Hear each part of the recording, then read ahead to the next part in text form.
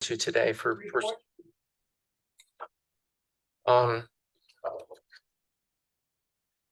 alrighty. So I'm opening up the motion to discussion. Yes, Manager Valdez. I just have a process question. So if they're not here to talk to us or to interview, is he still interested in the position and remaining on the board or not? Yes, both members have expressed interest to continue. And Mr. Motwani is here on live stream.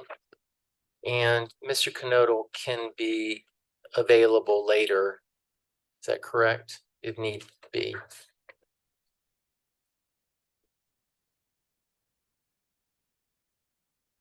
Yes, Chair. And in response to your question, because of loss of family member, Mr. Knoll is not available today, but we can, and thank you, appreciate the condolences. But we can certainly try to make some arrangements per the committee's instruction at a later date. Okay, thank you very Thank you. much. Thank you. Does anybody have any questions or issues they wish to ask? Anybody? Motwani?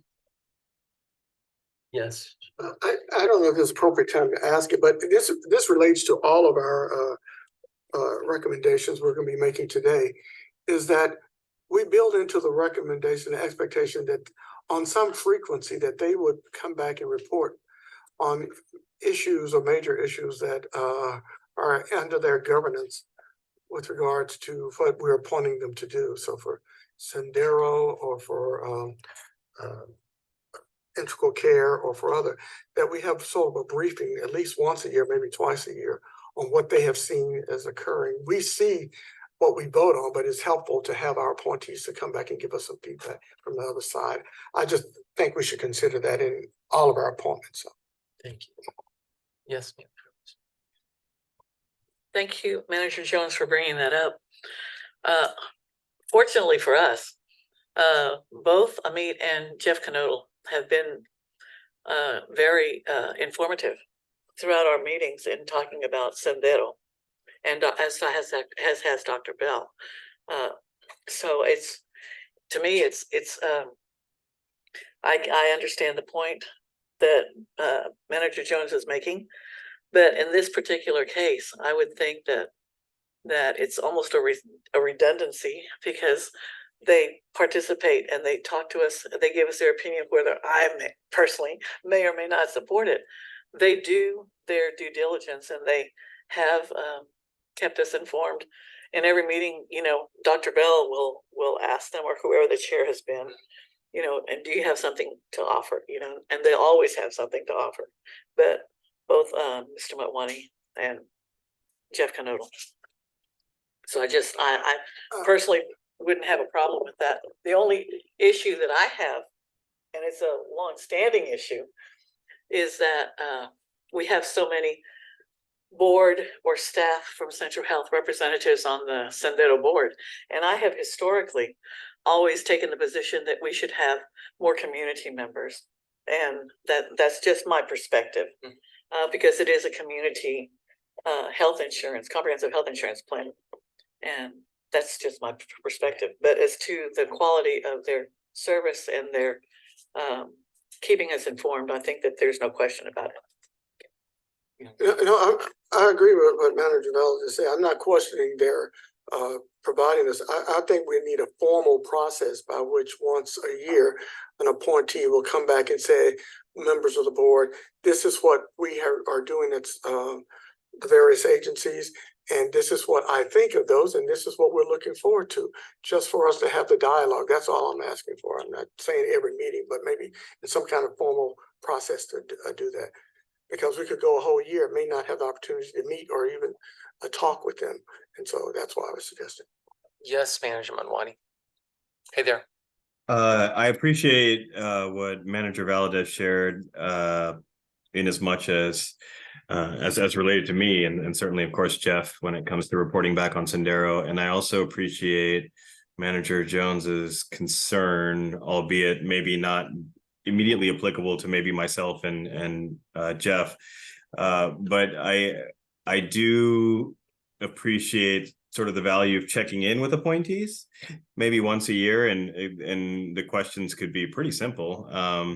But getting a sense from appointees about what our experiences are, what our priorities are, what we think are the maybe biggest threats and the biggest opportunities, in the representation that we are sort of conducting on other boards or committees, if you will.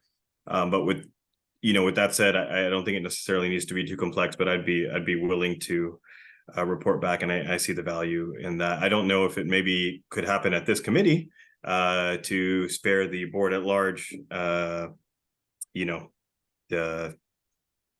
are better terms than death by meeting, but maybe this committee could be the body that does that. I don't know if that's compliant or not, but I agree with the idea. Well, Mr. Mawani, since you're on, and a generalized question is, what do you, and we all know this to some extent, but what do you foresee the challenges facing your board for the next year? If we're referencing the Sendero board, the challenges I feel like primarily are, many of them are that I would like to speak about the ones that I think we've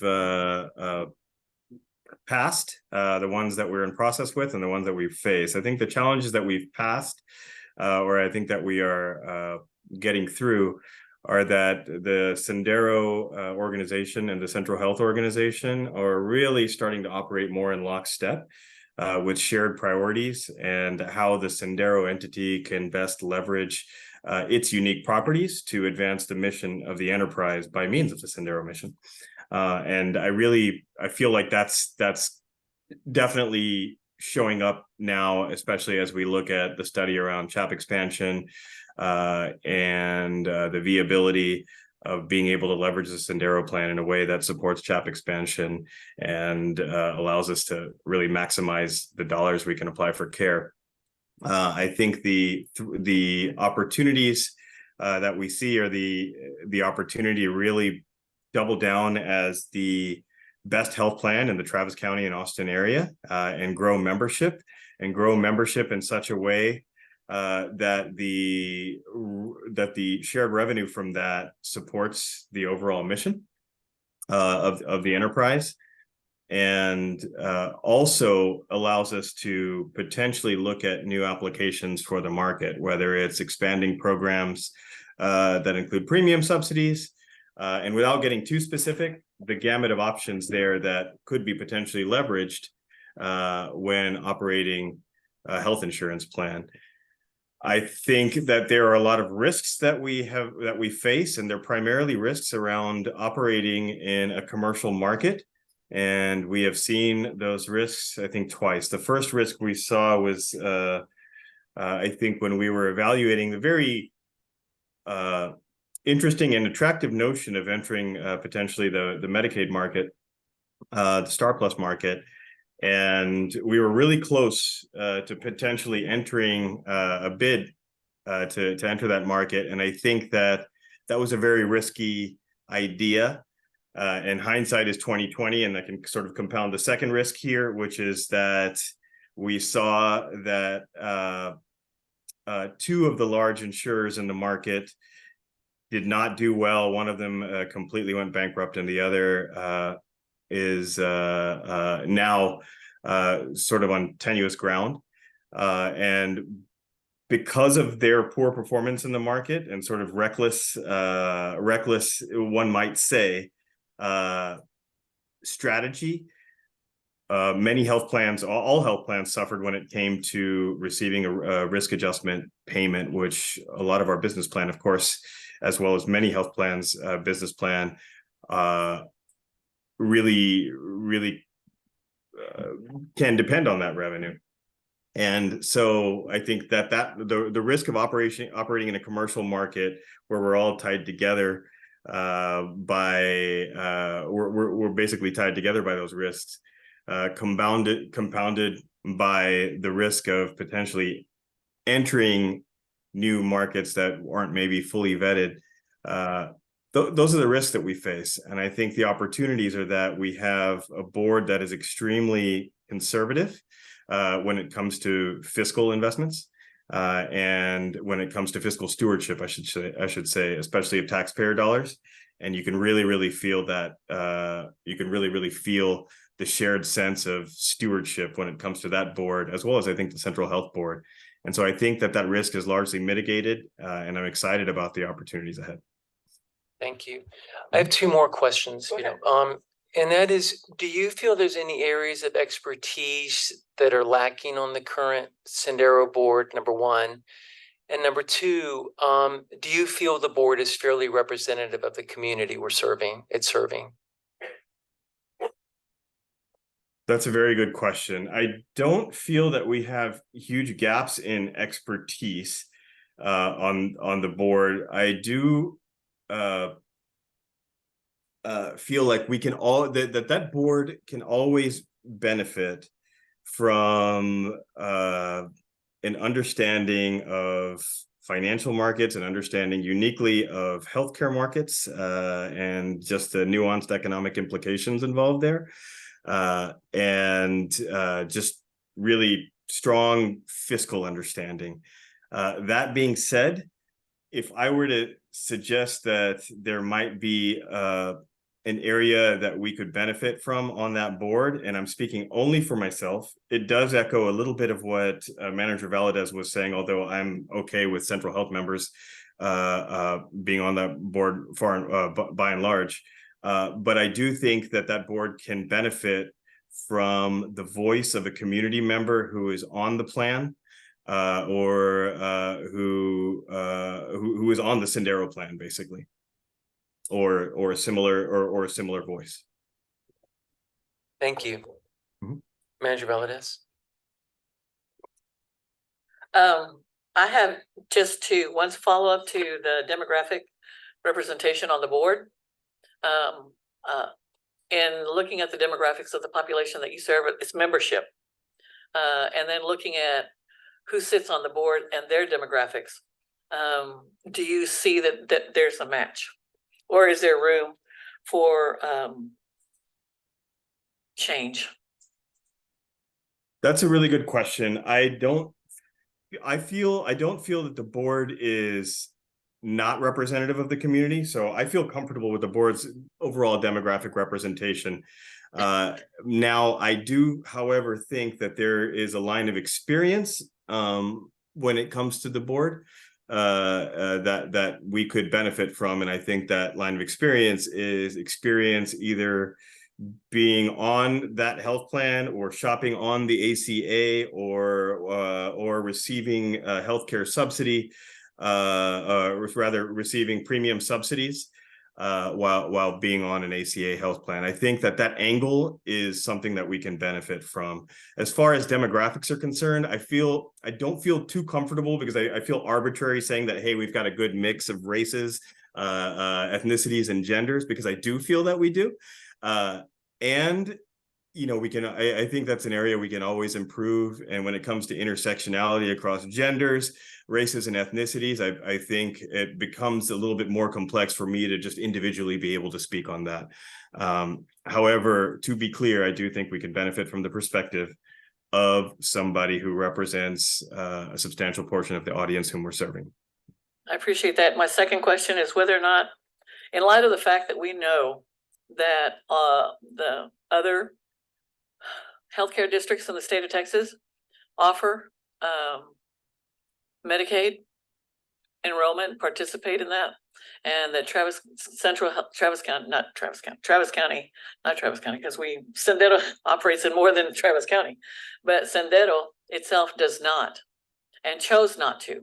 I personally was let's go for expanding into that arena and see what happens. But in light of the fact that the other healthcare districts do, and we do not, and if you look at a comparison, as there was a sheet that I provided, I don't know if it got to everybody, that showed you what was provided by the other healthcare districts and what was provided by Central Health, by Sendero, you could clearly see a distinct difference in the services that were offered by Sendero as opposed to the other healthcare districts.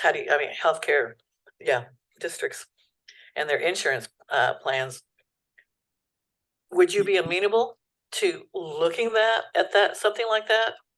I think, well, to be direct, I could be better informed about which healthcare districts that own a community health plan, whose community health plans are the Medicaid vendor, if you will, for insurance coverage. I could benefit from seeing that list if you can tell me which ones are and aren't.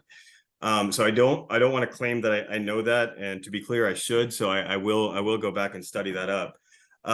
To be more specific in response to your question, I think we had an opportunity to enter the market last year, and I don't think that was the right opportunity. And I think I really appreciate the county commissioner's deference to the Sendero board in our recommendation to not do that, because that would have been a very sizable capital investment that would have been added to the capital investment that was required now at the end of or rather at the beginning of this fiscal year for Sendero because of the risk adjustment issue that just happened. So I think hindsight again is 2020, but I feel like that would have been a very, very risky business idea given what happened.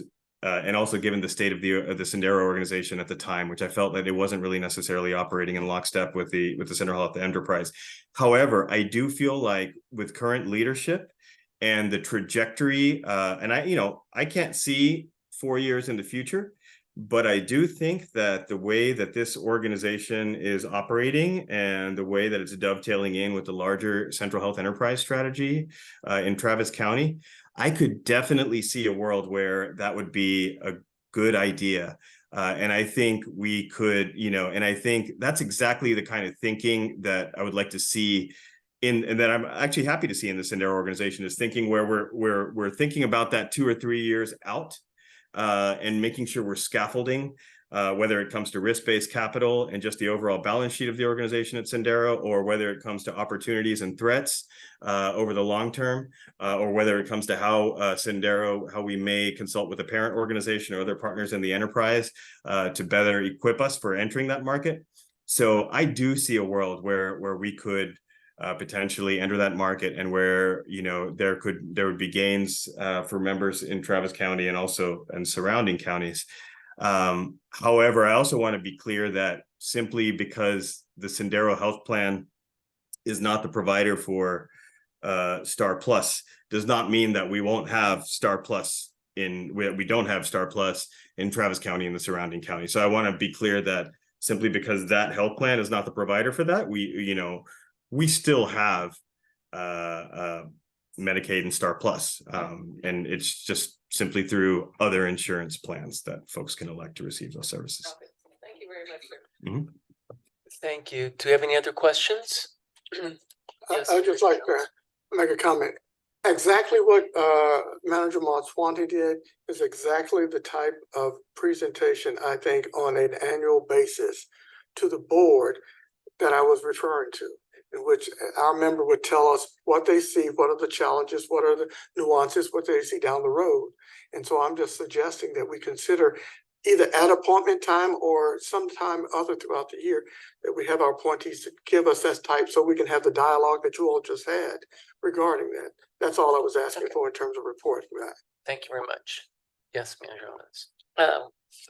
Is that not anything that we included in the protocols of the process? It's currently in the protocols. So for example, our next appointee, you're open to asking questions as they come up for reappointment. I think what you're asking for is more of a scheduled a formal presentation. And I would argue to some extent that perhaps might be driven by the board of the director of the board to come in front of us once a year, in addition to having the appointees as they come up ask their questions about have us ask some questions as to the future of the organization.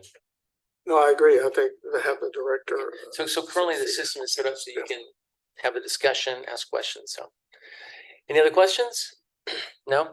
If not, then I would like to go ahead and ask for a motion to recommend the approval. Yes, Manager Velez? I move that the committee recommend to the board that the board approve the reappointment of Mr. Amit Matwani and Mr. Jeff Knodel to the Sendero Health Board of Directors. And I want to send our condolences as Central Health Board to Mr. Knodel and his family. Thank you. Do I have a second? Cynthia Brinson. I have a motion by Manager Valadez and a second by Dr. Brinson. All in favor? All opposed? The motion so passes. Moving on to agenda item 3. I would like to announce that the committee will be convening in closed session to discuss agenda item 3. Oh, I have to what? Oh, I'm sorry.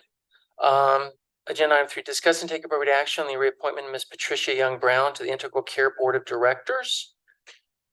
Now, I'd like to announce the committee is convening in closed session to discuss the agenda item number 3 under Texas Government Code 551.074. Oh, November 6th at 3:23 p.m. Thank you. Ms. Brown.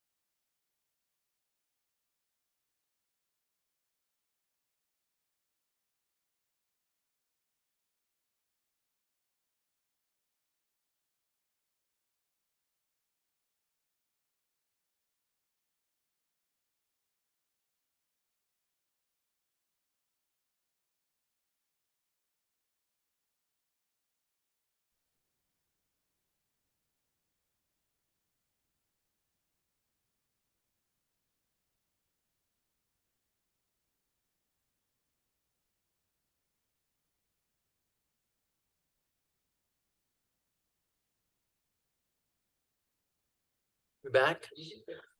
Thank you.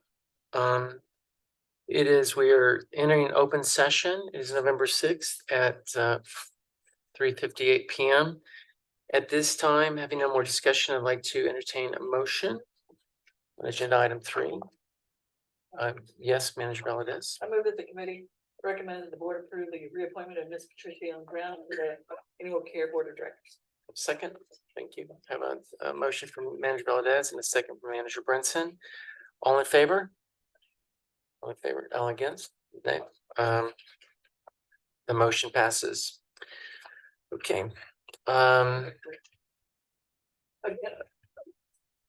Agenda item number 4, confirm the next regular ad hoc appointments committee meeting date, time and location. Managers, we do not currently have a scheduled central health ad hoc appointments committee meeting.